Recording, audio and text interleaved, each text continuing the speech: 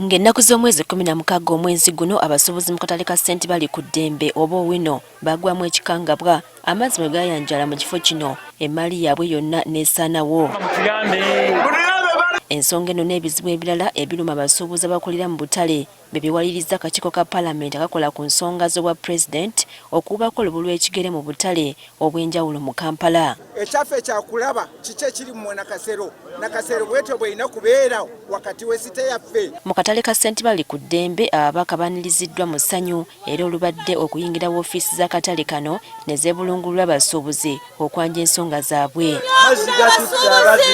Abasuubuzi batuuse n'okwoza ku munye nga beekokkola abazimba ku mwala ogwawula Nakivubo n'akatale kano ogwa Jjugula nti baviiriddeko amazzi okubayingirira. Bakama baffe tubeegayiridde temukoma ku mawulire gano naye tusaba wabeewo ekikyusibwamu emmaali y'abasuubuzi yafa. Amazzi gano gaatukosa nnyo bizinensi zaffe zisinga amasitoowa gonna tuzigyemu nga tuziteeka buteesi kasasiro.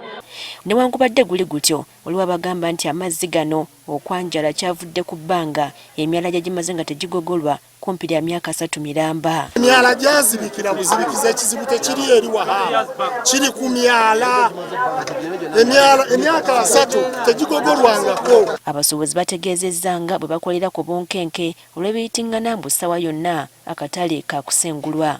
Kyembuuza kiri kimu akatale k'abasuubuzi nga bwe twakajjayo wekali oba kagenda. Bagamba n'omujjuzo mu katale kano gususse kusa n'obukubagano wakati wa landlord n'abapangisa. Entalo ziri muno bw'oba oyagala buuza market master oyo ne admini kuba naffe twaviira mu ofiisi nga buli lunaku ofuna issues ezisoba mu 5 mu 10 ku nsonga etya emu. Wano we basinzidde ne bategeeza bakakiiko ng'ekiragiro kya Pulezidenti eky'okugoba obukulembeze bw'akatale bwe kitannakola mu kifo kino olw'ensonga zinnansangwa okulemwa okugonjoolwa. Baakazimba myaka gyadda nnyo badevelopers abeetoloddewo mukama wange bazimbye ebizimbe okusinza ku mulembe oguliwo nti ebizimbe bibiri waggulu ate akatale kaffe kali ebitlo tikayingiza amazzi. Mu butale obulala obulambuddwa Keke Nakasero abakulembeze baako bwebatotoledde ennaku gye balina olw'akasasiro asusse avaamu ekivundu ekitagambika.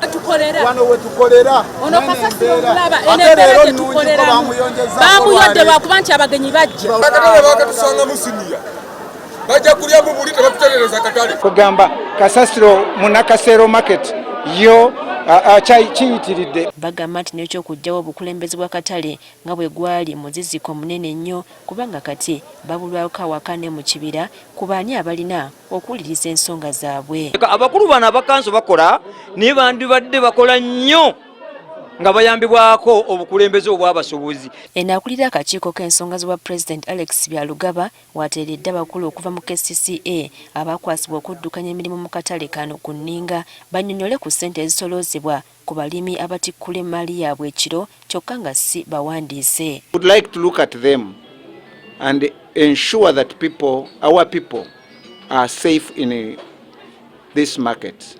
Agamba nti byazudde mu butale buno byewuunyisa naddala ku mbeera gye bakoleramu. Ne tubasaba babeereko bagumikiriza tugende mu Parliament tukole report ate tujja kuddamu tubayite nga waliwo obukakamu batubuulira ensonga ezisinga ze tufunye.